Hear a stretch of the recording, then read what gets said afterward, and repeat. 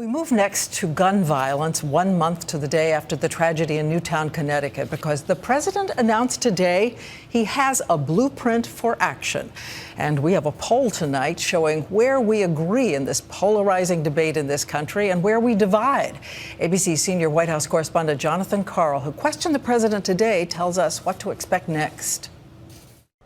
In his first press conference this year, the president vowed quick action on gun violence, with or without Congress. Members of Congress, I think, are going to have a debate and examine their own conscience, because we're going to have to come up with answers that set politics aside.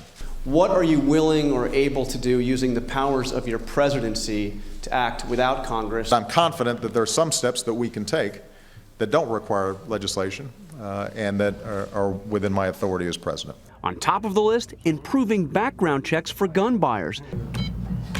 But to extend them to gun shows, where most sales don't require any background check, President Obama would need Congress. In today's ABC News Washington Post poll, a vast majority of Americans said they would support extending background checks to gun shows, but the manager of this Virginia gun shop says that more background checks will just harass law-abiding gun buyers. The only people that are likely to comply with it are law-abiding citizens. Well, they're not the problem.